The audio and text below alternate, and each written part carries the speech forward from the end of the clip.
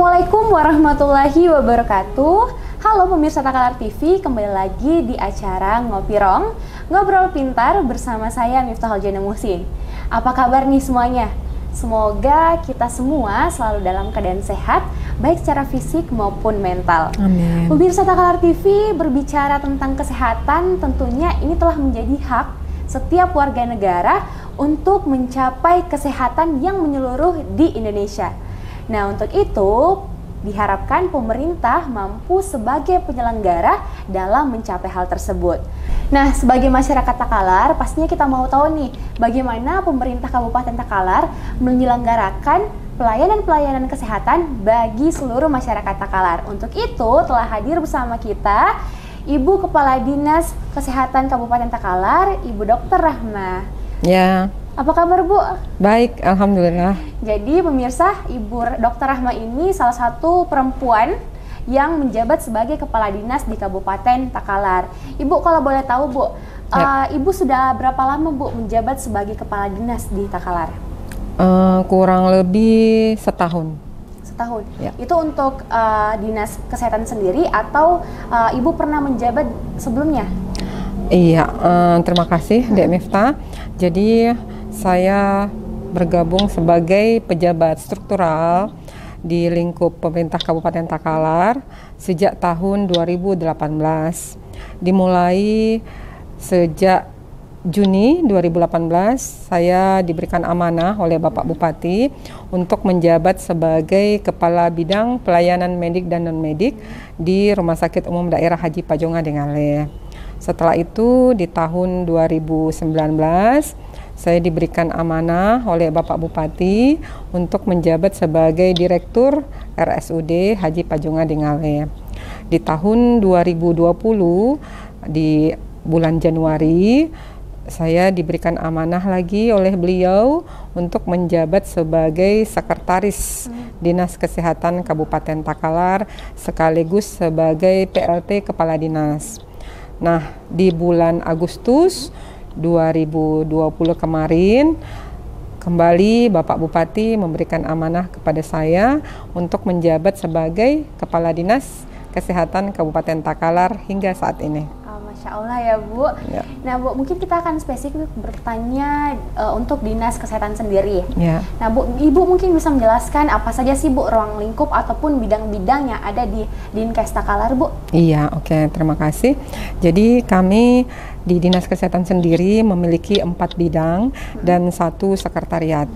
1 sekretariat itu membawahi 3 kepala subbagian atau sub bidang, yakni bagian perencanaan, bagian umum, dan bagian keuangan. Untuk kepala bidang sendiri itu ada 4. Yang pertama bidang pelayanan kesehatan, kemudian yang kedua bidang bina kesehatan masyarakat, yang ketiga itu bidang SDK dan farmasi, dan yang keempat bidang P2 pengendalian penyakit. Jadi ada 4 bidang.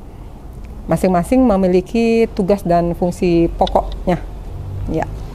Nah, pemirsa Takalar TV, ternyata di Dinkes ini ada 4 bidang ya, Bu, dan 1 sekretariat. Nah, Bu, dari 4 dan 1 sekretariat ini, apakah ada program-program tersendiri dari Dinkes yang mungkin sebagai bentuk pelayanan kepada masyarakat, Bu? Iya, betul sekali. Jadi untuk semua bidang memang semuanya memberikan pelayanan kesehatan untuk masyarakat. Kalau kita di bidang SPM, ya, standar pelayanan minimal itu ada 12 SPM yang harus kami penuhi, dan itu harus mencapai target sebanyak 100%, dan itu tersebar di 4 bidang. Jadi semuanya memiliki tugas dan fungsi masing-masing. Tapi yang ingin saya sampaikan di sini ya untuk masyarakat itu adalah bahwa Dinas Kesehatan untuk sasaran-sasaran yang pokok, yang utama yang kami akan lakukan terkait pandemi COVID juga saat ini adalah yang pertama meningkatkan pelayanan kesehatan yang maksimal kepada masyarakat, terutama betul-betul menekankan untuk protokol kesehatan dan kegiatan vaksinasi ya. Kegiatan vaksinasi alhamdulillah kita di Kabupaten Takalar itu telah berjalan sejak bulan Maret kemarin, dan itu ditandai dengan keikutsertaan dari kepala daerah langsung untuk mengikuti kegiatan vaksinasi ini, dan beliau menjadi contoh ya untuk masyarakat kita di Kabupaten Takalar bahwa memang vaksinasi itu penting untuk kita lakukan untuk menjaga diri kita dan kesehatan kita dari infeksi virus COVID yang sekarang ini menjadi wabah kurang lebih sudah 2 tahun. Di samping itu kami sejak tahun 2020 di bawah bimbingan Bapak Bupati itu menargetkan Kabupaten Takalar sebagai Kabupaten ODF. Dan alhamdulillah di akhir tahun 2020 kemarin Kabupaten Takalar berhasil menjadikan Kabupaten Takalar ini setelah bertahun-tahun tidak menjadi Kabupaten ODF, sekarang sudah menjadi Kabupaten ODF. ODF itu apa sih Bu? Kepanjangan dari? Ya, ODF itu adalah Open Defecation Free. Artinya sudah kita tidak temukan lagi masyarakat Takalar yang buang air besar sembarangan. Gitu. Jadi dulu-dulunya itu ya termasuk masyarakat kita yang di pesisir itu ya, itu masih buang air besar di pantai atau di rawa-rawa, atau yang jelas buang airnya itu tidak di jamban yang memang sudah diperuntukkan untuk masyarakat kita untuk buang air. Nah, berkat usaha dan kolaborasi dari seluruh stakeholder yang ada, jadi bukan hanya dari Dinas Kesehatan aja ya. Jadi itu terkait semua OPD-OPD ya, termasuk Bapeda ya, termasuk Dinas Sosial, PMD, kemudian kecamatan, para camat, para lurah dan desa itu memaksimalkan kegiatan untuk menjadikan Kabupaten Takalar ini menjadi Kabupaten ODF, dan alhamdulillah itu sudah tercapai. Dan untuk menjadikan Kabupaten Takalar itu menjadi kabupaten sehat dan insya Allah bisa meraih kembali kejuaraan dalam hal ini Wistara untuk kabupaten sehat seperti tahun 2019 kemarin, syarat utamanya memang kabupaten tersebut harus sudah menjadi Kabupaten ODF. Iya, seperti itu. Nah, itu alhamdulillah pencapaian yang sudah kita dapat di dunia kesehatan, di bidang kesehatan terutama di Kabupaten Takalar. Berikutnya itu adalah stunting. Jadi stunting itu memang merupakan program nasional yang harus betul-betul tercapai. Standar dari pusat itu bahwa seluruh kabupaten kota provinsi seluruh Indonesia penurunan stunting itu harus signifikan, dengan angka standar pusat itu nasional adalah 14%. Nah, alhamdulillah kita di Kabupaten Takalar dengan usaha yang maksimal dari seluruh stakeholder yang ada menjadikan Kabupaten Takalar itu sangat signifikan dalam penurunan angka stuntingnya, dan tercatat stunting Takalar saat ini sudah menyentuh angka 13,7%. Ini artinya sudah di bawah angka nasional atau standar nasional yang telah ditetapkan. Tapi itu tidak menjadi satu kepuasan bagi kami di bidang kesehatan ya pada khususnya, dan pemerintah daerah Kabupaten Takalar pada khususnya, karena kami bercita-cita ya, dalam hal ini kepala daerah dan Ibu Ketua Tim Penggerak PKK itu sangat mengharapkan agar Takalar ini menuju ke zero stunting, dan usaha itu tetap kami lakukan, usaha untuk penurunan angka stunting itu tetap kami lakukan, dan alhamdulillah kemarin kita mendapat kunjungan dari Bapak Menko PMK ya, Dek Miftah ya, ingin melihat inovasi yang ada di Kabupaten Takalar dalam rangka penurunan angka stunting ini. Inovasi itu adalah inovasi Teta Siaga ya, di mana kita membentuk satu kelompok kelas ibu hamil yang melibatkan suami, melibatkan bapak ya. Teta itu kan bahasa Makassar, bahasa Indonesianya bapak ya. Ya, jadi dilibatkan suami untuk istri-istrinya yang sementara hamil untuk bisa merasakan bagaimana sih susahnya istrinya itu yang sementara hamil, supaya suami itu memiliki care, ya, kepedulian kepada istrinya, bahwa istrinya ini sementara mengandung anaknya, dan diupayakan semaksimal mungkin agar supaya ibu dan bayi yang akan dilahirkan itu sehat. Dan itulah yang dilihat oleh Bapak Menko kemarin, Bapak Menko PMK, dan beliau memberikan apresiasi yang besar dalam kegiatan inovasi tersebut, dan alhamdulillah mudah-mudahan ini bisa menjadi replikasi di kabupaten-kabupaten lain, ya, dalam rangka penurunan angka stunting di wilayah kerjanya masing-masing, gitu. Pemirsa Takalar TV, ternyata 4 bidang dan 1 sekretariat di Dinkes ini semuanya memiliki program-program pelayanan terhadap masyarakat, khususnya pada bidang kesehatan.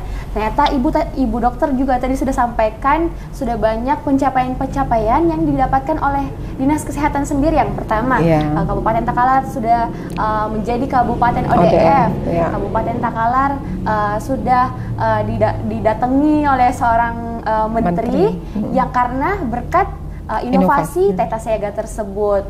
Kemudian ada juga pencapaian untuk stunting, ya, Bu? Iya, betul sekali. Nah, tadi kan Ibu sudah menjelaskan terkait dengan program-program yang ada di Dinas Kesehatan sendiri. Nah, untuk program 22 Bapak Bupati dan Wakil Bupati, apakah ada secara spesifik di dinas ini, Bu? Iya, betul. Jadi untuk program P22 Bapak Bupati dan Pak Wakil Bupati Takalar di Dinas Kesehatan itu, yang pertama adalah program JKN. Ya, jadi saya harus menyampaikan di sini bahwa alhamdulillah Takalar itu selama 4 tahun berturut-turut meraih predikat Kabupaten UHC, ya, Universal Health Coverage. Artinya bahwa pemerintah Kabupaten Takalar sangat memperhatikan kesehatan bagi masyarakatnya, sehingga untuk iuran, ya, masyarakat miskin di Kabupaten Takalar itu tercover, ya, lebih dari 95% ya, yang menjadi target dari BPJS untuk bisa dikatakan daerah itu, kabupaten itu sebagai kabupaten yang UHC, ya. Jadi daerahnya itu bisa mengcover masyarakatnya yang tidak mampu untuk bisa masuk di dalam kepesertaan JKN. Berarti lebih ke pelayanan gratis, ya, Bu? Ya, betul sekali, Dek Miftah.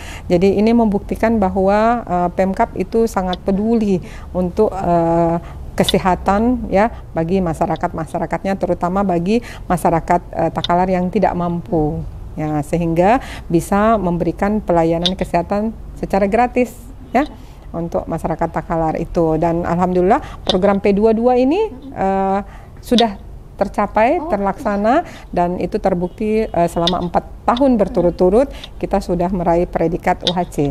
Ya, itu yang pertama, program Bapak Bupati dari program P22. Yang kedua itu adalah program pembangunan rumah sakit Galesong yang bertaraf internasional, ya, program pendirian rumah sakit yang bertaraf internasional, dan itu sampai saat ini alhamdulillah masih terus berproses, ya, dan doakan kami mudah-mudahan program Pak Bupati dan Wakil Bupati untuk pendirian rumah sakit bertaraf internasional itu bisa terwujud insya Allah tahun ini, dan bisa terrealisasi betul-betul untuk operasionalnya di tahun 2022. Nah, perlu saya sampaikan juga di sini, Dek Miftah, untuk tambahan lain, kegiatan-kegiatan yang dilakukan di Dinas Kesehatan itu adalah alhamdulillah selama 2 tahun berturut-turut kita sudah berhasil meregistrasi 2 puskesmas baru dan 2 rumah sakit baru, ya. Dan ini tidak lepas dari bimbingan dari Bapak Bupati yang senantiasa memberikan arahan kepada kami dan dorongan untuk segera menjadikan 2 puskesmas dan 2 rumah sakit ini terregister di kementerian. 2 puskesmas yang terregister itu adalah Puskesmas Tanah Keke yang memang merupakan puskesmas baru, dan Puskesmas Bonto Mangape yang pembangunannya itu alhamdulillah sudah selesai pembangunan fisik puskesmas tersebut di tahun 2020 kemarin, dan sudah terregister alhamdulillah di kementerian itu di bulan Juni tahun 2021. Itu termasuk cepat ya untuk proses register 2 puskesmas kami ini di Kabupaten Takalar. Kemudian yang kedua itu registrasi 2 rumah sakit, yang mana 2 rumah sakit ini kan baru beroperasi di pertengahan tahun 2020 kemarin. Nah, registrasinya itu karena berkat arahan Bapak Bupati, kami cepat menyelesaikan, dan dengan bantuan stakeholder yang lain dari OPD-OPD yang lain, alhamdulillah di awal tahun 2021 itu registrasi untuk 2 rumah sakit, yakni Rumah Sakit Umum Daerah Pratama dan Rumah Sakit Khusus Ibu dan Anak Zainab yang ada di Galesong Utara juga sudah terregistrasi dari Kemenkes ya. Jadi berarti alhamdulillah Takalar ini sudah punya RS Ibu dan Anak ya, Bu? Sudah, alhamdulillah. RSUD Pratama juga sudah. Iya, alhamdulillah. Pemirsa Takalar TV, ternyata untuk program 22 Bupati dan Wakil Bupati di Dinas Kesehatan sendiri ini ada 2. Ya. Yang pertama ada pelayanan secara gratis untuk program JKN. Program JKN. Ya. Yang kedua ada pembangunan rumah sakit bertaraf internasional yang sekarang ini sedang berproses di Galesong ya, Bu? Ya, betul.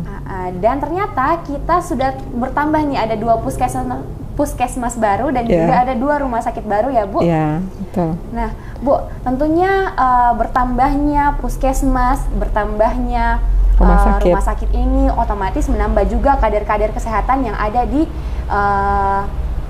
Takalar. Ya. Nah, bagaimana sih, Bu?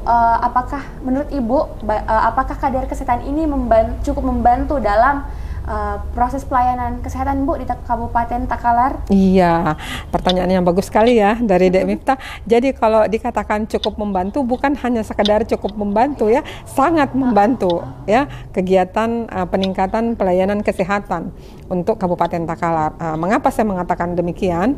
Karena untuk menyentuh langsung ke rumah-rumah penduduk yang ada di desa-desa, bahkan yang terpencil jaraknya dari kota, itu mustahil rasanya untuk pegawai yang terangkat di puskesmas untuk bisa melakukan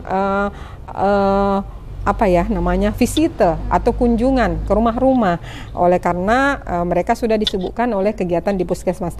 Nah, dengan adanya kader kesehatan ini, mereka lah yang langsung terjun melakukan kunjungan ya, home care ke rumah-rumah penduduk.